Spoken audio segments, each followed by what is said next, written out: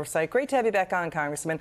Okay, this is classic garden variety corruption that Wisconsin Senator Ron Johnson is talking about, with the Biden family cashing in on the Biden family name, the president's name. Ron Johnson is demanding Democrat Senator Gary Peters retract his false claim that has since been debunked that the Hunter Biden laptop was Russian disinformation, and this was basically trying to undercut Johnson and Grassley's 2020 investigation into the Biden family's overseas business deals in China, Russia, selling access. What do you think of this fight? Well, Liz, I think it's obvious that we know certain things. Now, one, we know that Hunter Biden had absolutely no experience in certain industries, that he was paid millions of dollars by foreign nationals, namely, I think it was cobalt, natural gas, a lot in the energy sector, et cetera. So that's well and good for Hunter Biden, but we need to know of if that rises to the level of corruption and is it a national security threat. So his father says, Joe Biden says, hey, I don't know what Hunter Biden was doing, but we do know that he has met with at least 14 of Hunter Biden's business associates. So he's lying. So clearly, he is clearly lying to the American people, consistently lying. He is consistently lying about that. I mean, we see the New York Post saying, reporting that Hunter Biden had access, sitting in on vice presidential meetings under the Obama administration, that he was flying on Air Force Two to do overseas business deals on the side, right?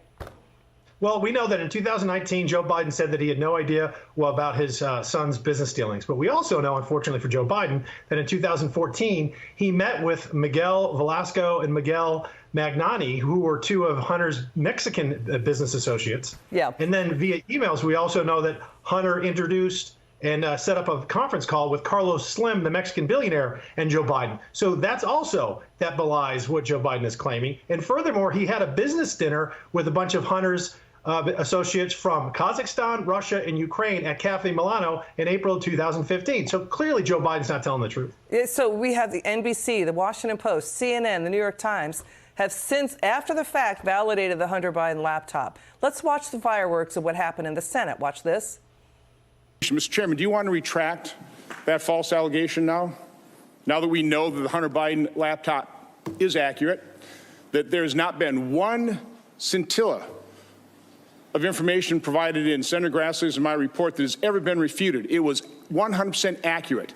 And yet you, as ranking member of the committee, accused me repeatedly of soliciting and disseminating Russian disinformation. Do you want to retract your false allegation here that you issued in your press release on September 23rd?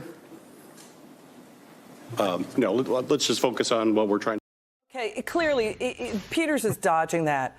You're not going to see any Democrats admit they were wrong. I got to point this out. The Church Committee in 1975, they warned about Central Intelligence, NSA, FBI, misleading the American people through the media.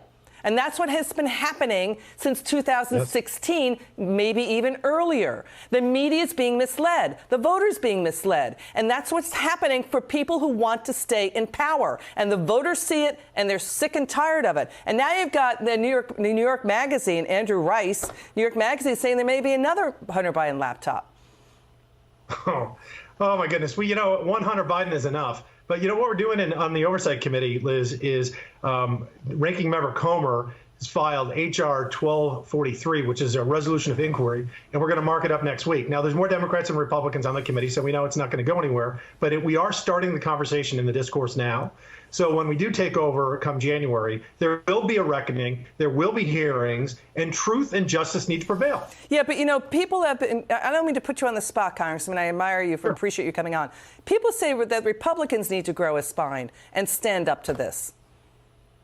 No, I fully agree. You have to call it out. When you see injustice anywhere, you have to speak up about it, regardless of whether or not you're going to be ridiculed, because the powerful folks in the mainstream media are going to come at you, and they're going to, if you just question the climate, they say you're a denier. If you question Joe Biden's son's activities, they say you're a Russian agent. I mean, it's a bunch of crap. Can you imagine if Donald Trump Jr. led the personal life and had the business dealings of Hunter Biden? My goodness, there would be hearings all over the place. But he didn't, because he's not that kind of a guy. So I don't care how many prostitutes Hunter Biden slept with. I don't care how many hard drugs he did. What I do care about is if he is a threat to national security,